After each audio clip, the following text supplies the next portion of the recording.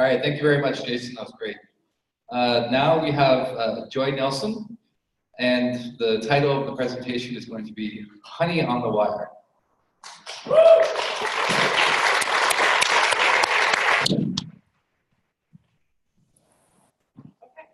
first thing I want you to do is to imagine somebody has slathered honey all over the power lines, miles and miles and miles of power lines.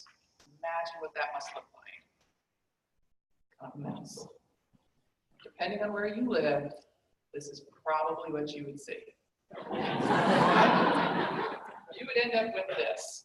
And this is exactly the scenario that the power company in Canada came up with when they were trying to figure out how to solve a problem of all of the ice on the lines. There's too much ice on the lines. I don't like climbing the poles to shake it off. One day I ran into a bear. The bear was scary. And then somebody said, well, maybe we can get the bears to do the work for us. We'll just put honey on the line. The bears will climb it. Oh, everybody thought that was hilarious, right? Until they were like, okay, yeah, no, bears, right? Nobody wants to deal with the bears. Then there was somebody smart in the crowd who said, well, maybe we can get the executives at the company to do it. They've got those fancy helicopters. Why don't we just put them to work? They should do something. They can fill the honey on the wire. And they all thought that was hilarious because, you know, we all know the executives don't do anything, so let's put them to work. Well, as I were discussing this, and these were mostly line men or women working for the electric company, one of the assistants, administrative assistants that was in the crowd said, well, you know, when I was in Vietnam, the helicopters have quite a downdraft, and that downdraft is really powerful. And they all stopped, and they all looked at each other, and they said, well, that's all we need to do. We actually don't even need the executives once again. We can just fly the helicopters over the line and get rid of all of the ice. And to this day, as far as I know, that's a lot of what they do to get rid of that. So that's a little bit about what I'm doing today. So when people that I work with hear me say this all the time. When we're in a meeting, I say, let's put some honey on the wire. Let's see what we got. And I know Jason loved his road trip analogy and sharks. I don't have sharks. And I don't have a road trip because there's really not a good way to describe the way that my brain works, and it's most definitely not linear. It's very random, kind of like honey, the way honey drips and just gets everywhere. I think the best way probably to describe it is probably shiny syndrome for those of you who yeah. All right. So what I'm going to be doing today is kind of talking a little bit about some of the shiny things that I see that are out there and putting some honey on the wire and saying, is this something that we should be thinking about? Is this something that we should be using? One of the first things I'm going to do is talk about the noisiest new database technology that y'all have probably heard of, which is blockchain technology, otherwise known as Bitcoin. Who mines Bitcoins? Who uses Bitcoins? Does any library allow for payment in Bitcoins yet? I know Jesse does. Jesse's one of my favorite Bitcoin miners down here. So I'm going to talk a little bit, for those of you who aren't familiar with, Bitcoin is sort of synonymous right now with blockchain technology, kind of like Kleenex is known for being tissues, but it's really just tissues. So blockchain technology, at its most elemental, is described as a ledger. We know what ledgers are. Librarians know that, right? So we're already one step ahead of it. We know what a ledger is, all right? You can think of blockchain technology as something along this line, except that it's cryptographic and it's hashed, it's digital. It's not a 3x5 card now in the back of our books, but it's essentially this, where it's a list of transactions that have gone on. One after the other linked together. All right, so I'm going to use Bitcoin to kind of describe a little bit of the specifics on how blockchain technology works, and this is going to be very high level. So, you know, if you actually know a lot about it, I'd be happy to talk about it later, but this is the too long didn't read version of blockchain technology. All right, and we're going to use Bitcoin as an example here. So we've got Susie. Susie decides that she needs to make a payment over to Peggy. All right, she gets out her app.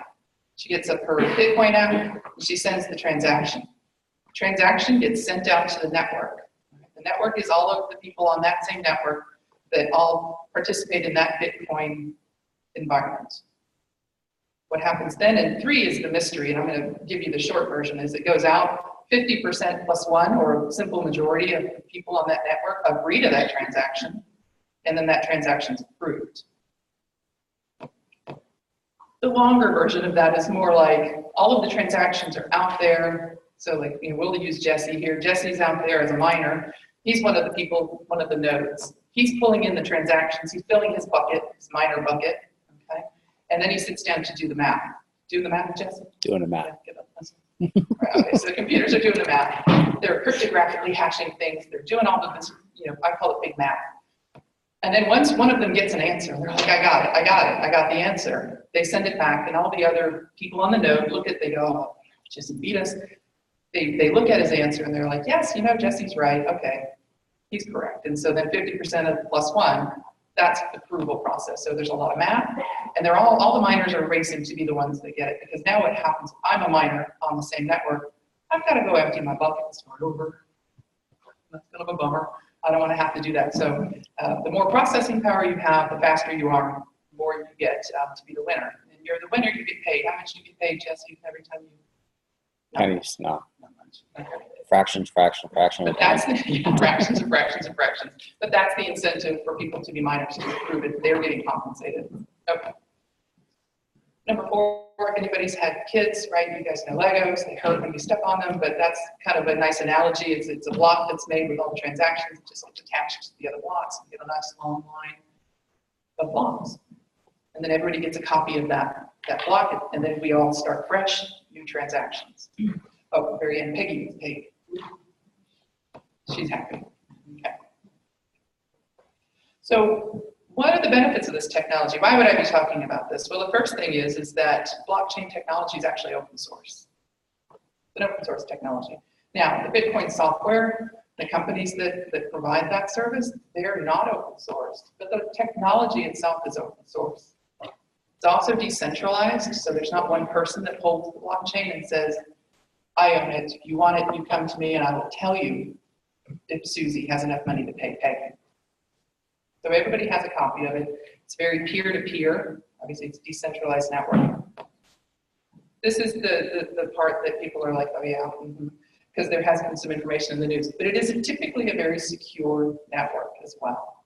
You have to have 50% plus one of all of the nodes to affect a change. And so for one individual or organization to get 50% plus one of those nodes is unlikely. So it's very secure.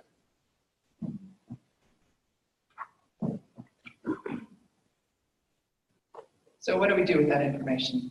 Okay, that's nice. So here's my brain. This is where my brain starts going.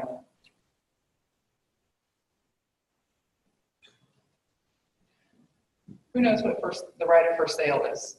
Right? Most librarians know that, right? You buy a book, you bought the book, you own the book, you're done with the book, you can take it to the friends of the library then can sell the book. Can you do that with your ebooks? Anybody able to do that with their ebooks? Okay, one guy.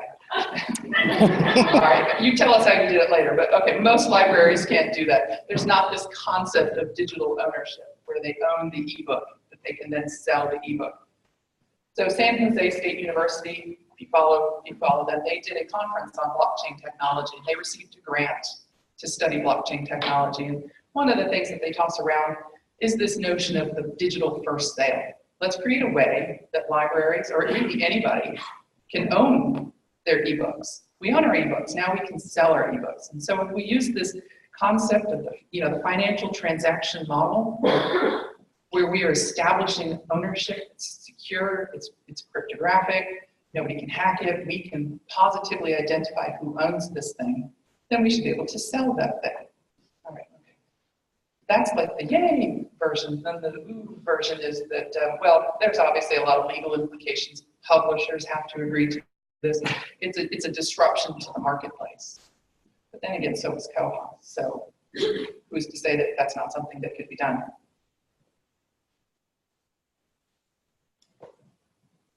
I like to think big, really big, because I'm really tall, okay? Let's think big. So the first thing I thought when I thought of this, I thought, okay, blockchain, wouldn't this be great for big records? Wow.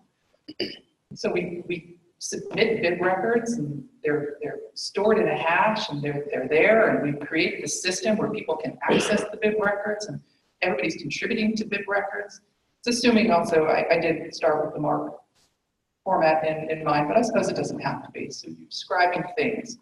I thought, I wouldn't imagine a world without OCLC. Now, here's a caveat. I started my library world journey here as a cataloger as well. So when I started thinking about an OCLC-free world, I thought, oh, okay. First, I was scared. So I imagine a third of you are like, I don't know what I would do without OCLC to have MARC records for me.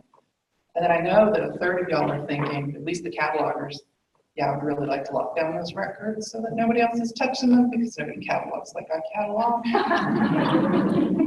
And then probably a third of you are thinking, wouldn't that be great if we had open access to all of this information, all of these bib records, we didn't have to pay somebody for access to these records.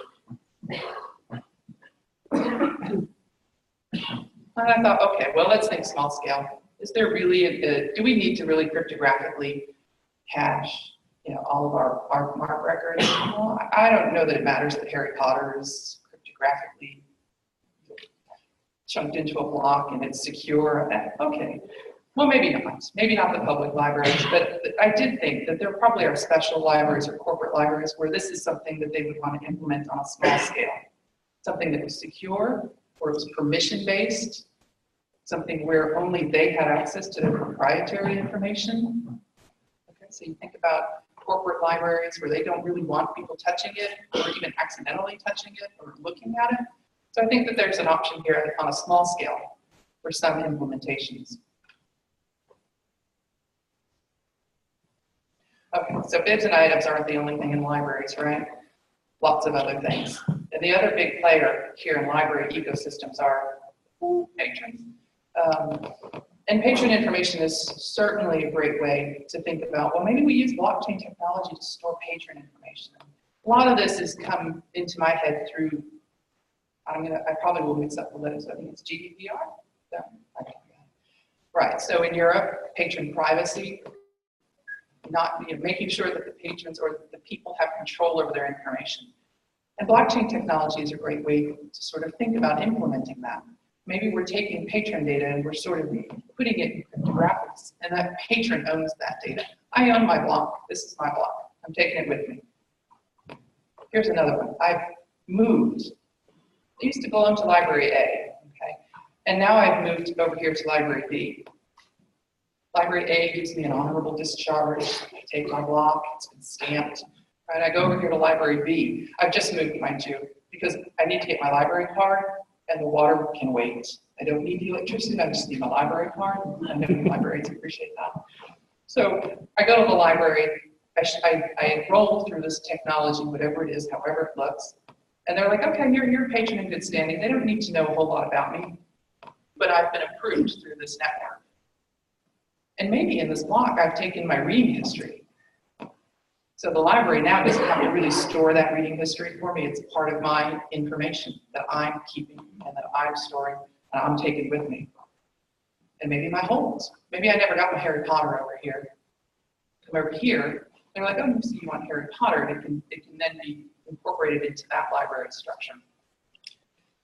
And for those of you who do charge fines, perhaps my fine information is of importance to me and I want to take that as well.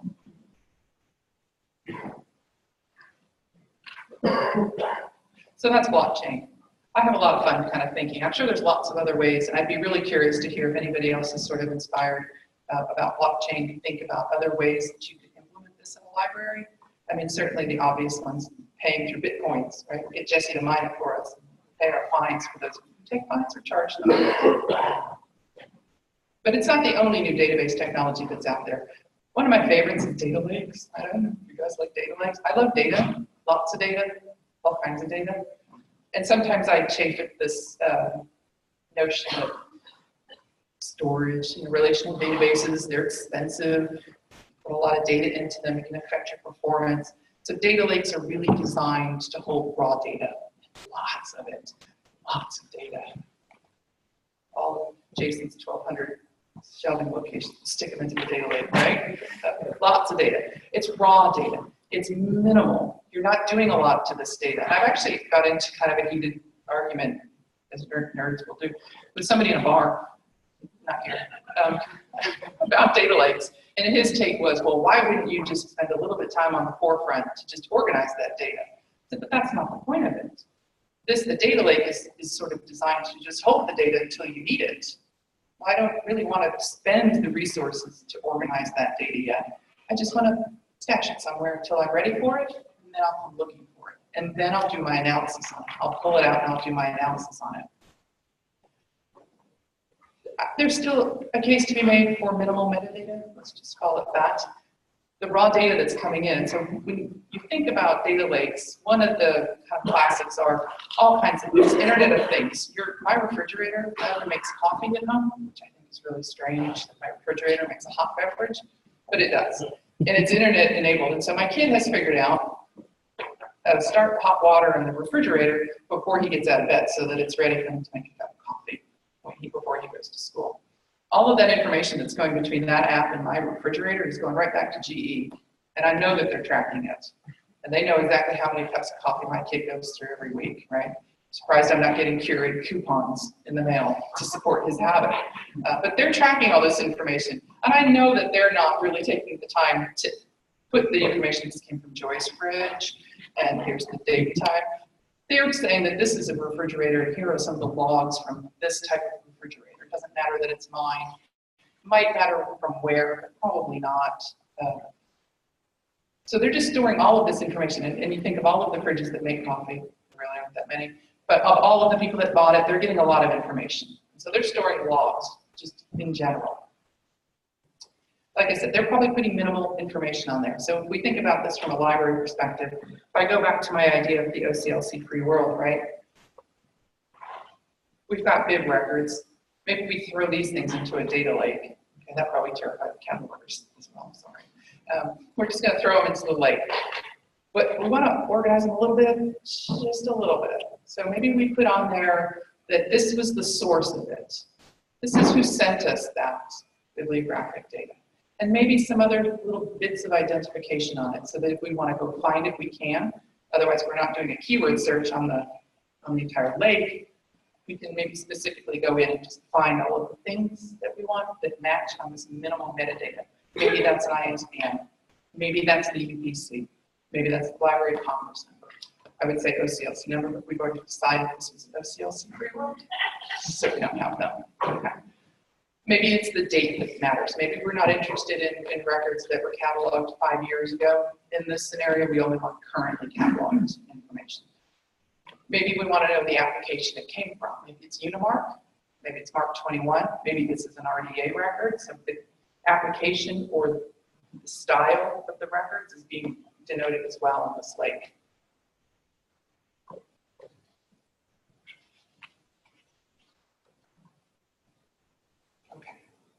Sort of touched on that again already, remember? So we've got this idea of the data lake now storing all of our bib records.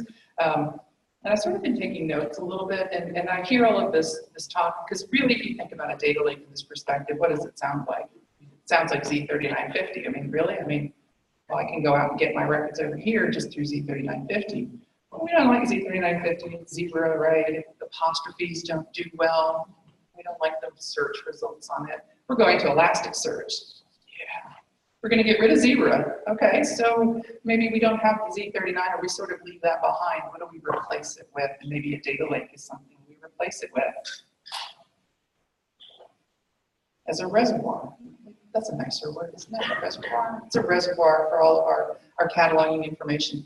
And maybe instead of storing that information in Koha itself within the database, you guys seen some of those reservoirs? I cleaned them out. There's a lot of data that gets stored in there depending on how those searches are being done. And a lot of times it's not necessarily useful. So why are we storing it within the relational database structure? It slows things down sometimes. That's why we clean it out. Archival purposes. So this is this would be maybe a data pond. Maybe we don't have that much archival information. So we just have a smaller kind of pool of information that we're storing. When I say archival, what I'm referring to are my favorite, unfavorite tables, which are deleted bibs, deleted biblio items, deleted biblio metadata, deleted items, deleted borrowers. Maybe not deleted borrowers because there's a patron privacy issue, but maybe we're storing these deleted biblio tables and items. Why are we storing them in the database? Do we need them in the database?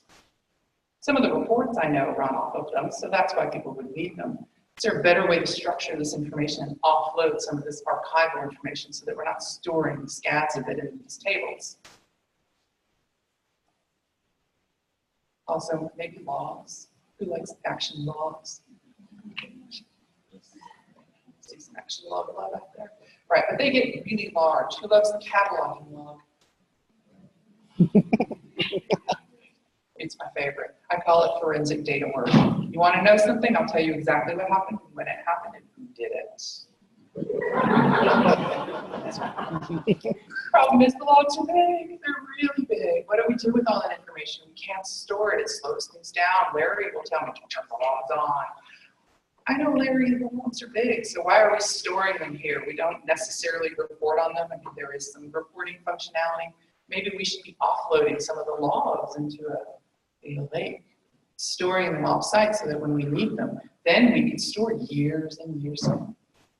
By the way, can you tell I'm a hoarder? We'll store years of this stuff. And we'll have the logs. We'll be able to tell you, oh yeah, I know you bought that one back in 2017, and here's who cataloged it, here's where it came from, et cetera, here's how it was modified. But do we need to store that day in and day out in a system? What about other logs? Server logs. I heard somebody talk about, and I wrote a note over here, elastic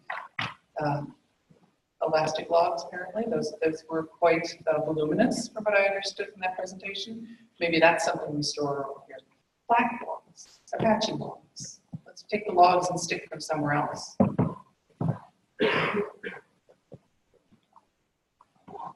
Who loves the statistics table, be honest? Who loves it? Yeah, no, I don't like the statistics table either. I find it difficult. I find it a way to sort of create statistics that are faux statistics. In my mind, I'd rather leave the data in its natural state, run the statistics off of that. So maybe a better world, we are sticking transactional information up into our data pond/lake. And then when we need that information, or maybe we build better reporting functionality into COPA, that we do some of the business intelligence work and take the lessons from that industry and do the mining and then do the reporting that way. Instead of, I'm always constantly fighting that statistics table to make sure I get the right links to the right spot. I find it a difficult table to work with. And it's a big table too, it's a really big table. Again, it's one of these tables that just grows and grows and grows, and then sometimes I fail to see the benefit of this large table. So let's think of another way to store that information, because it's not the information that's the problem, it's the storage of that information that to me is the problem. Searches. How about searches? And this goes back to more of the idea of the server logs. What are people searching for? I don't necessarily care who is searching for it, like the specific individuals or specific locations that it's coming from, I don't care about. But what are the terms they're searching for? Can we make that something that's very accessible instead of maybe something that's a little bit more difficult? Throw that information up into the lake, pull out the information as you need it, and do your analysis on it.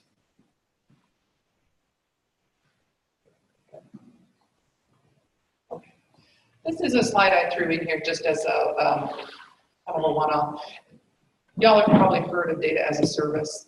And a lot of what we're talking about here would fall under the umbrella of data as a service. It's simply a way of providing the data that we're accumulating or data that we have available for users.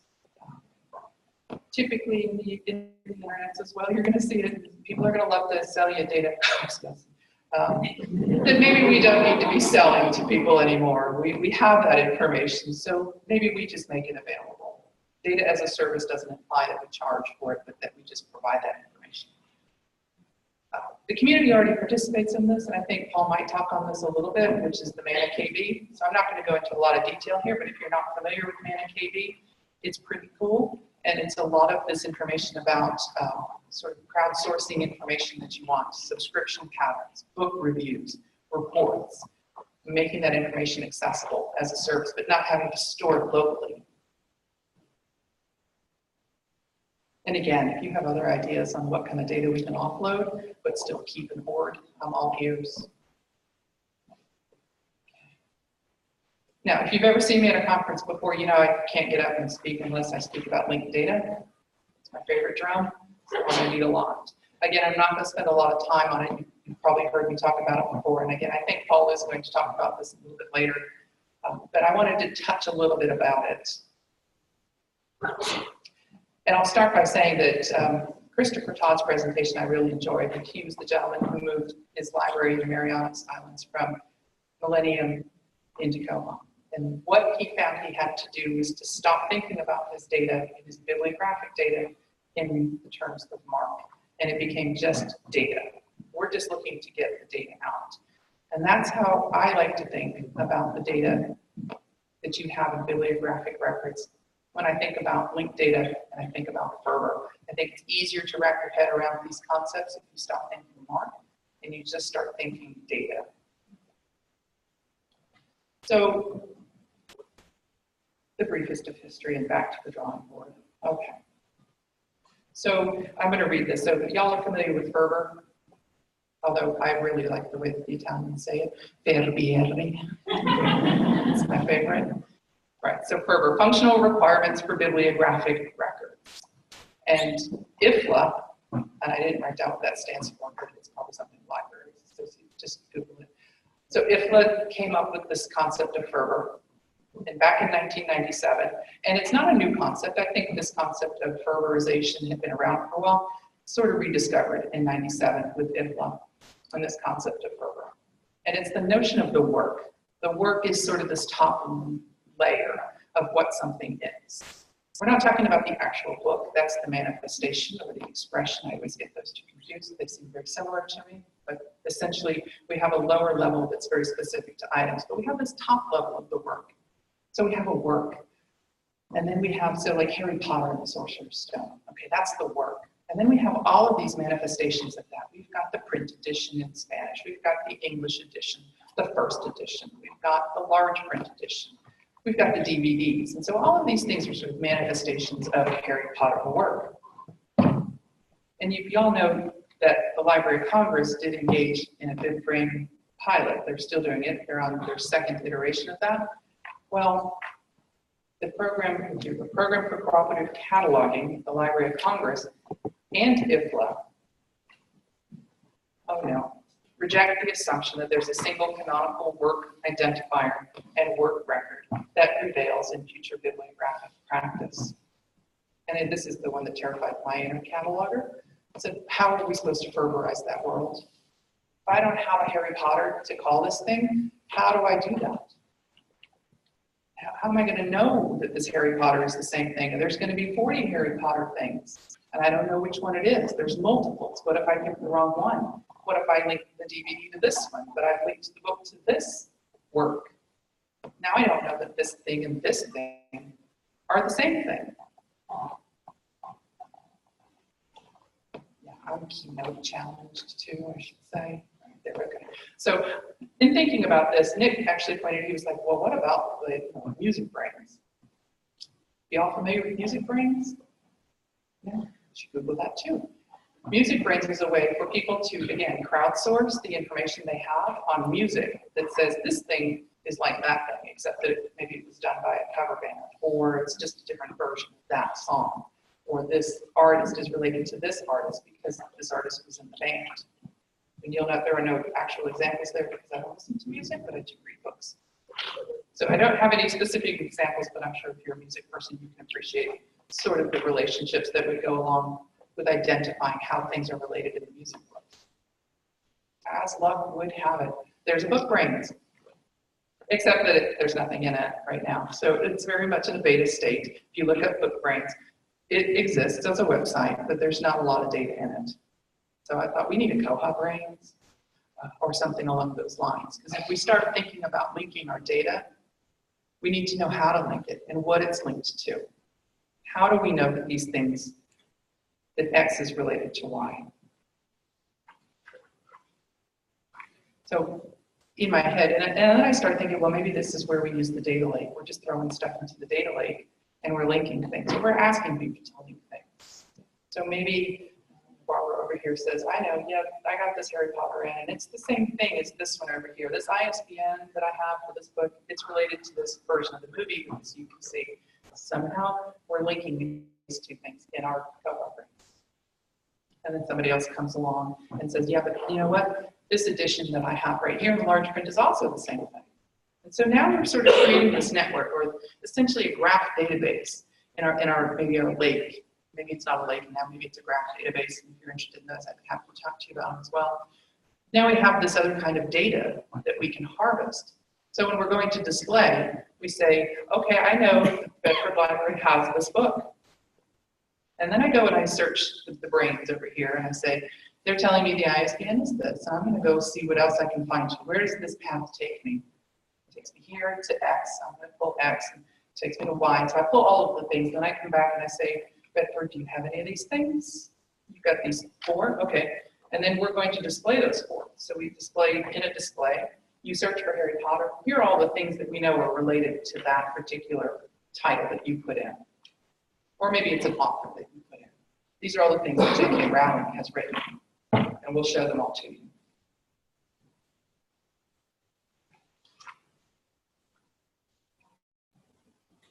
So this is one of my favorite quotes. I love this, which is the best way to have a good idea is to have lots of ideas.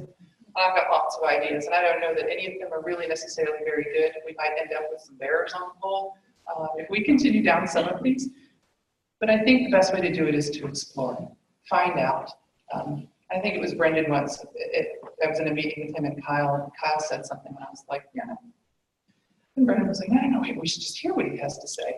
And it was that hearing of what he said that actually led to something else where I was like, oh, there's benefit to hearing some of the ideas, even if you instantly sort of say, you know, that's not really what I think I want to do. It leads to the other ideas, which is actually where the resolution lies, or the most creative solution is. So to have good ideas, have lots of them. So I'm curious, if you have questions, I can take them, but I'm also curious if you have other ideas for how to use any of these technologies, or what we can offload out of Cohom.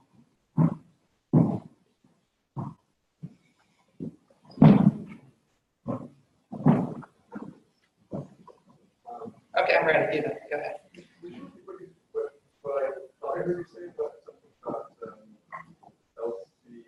Abandoning authority control? Nope, didn't say that. Okay, could you repeat what I thought I heard you said that I might have interpreted as that, which I know isn't true? Here, I think,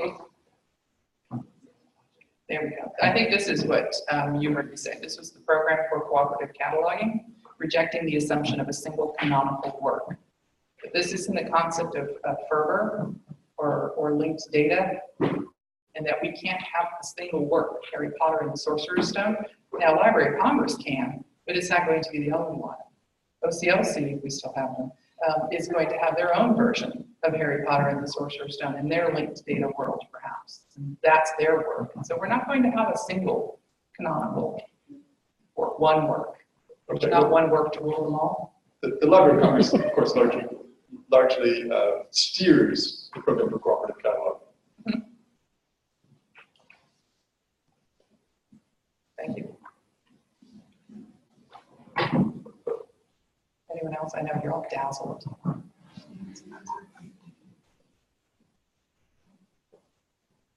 Okay, thank you very much.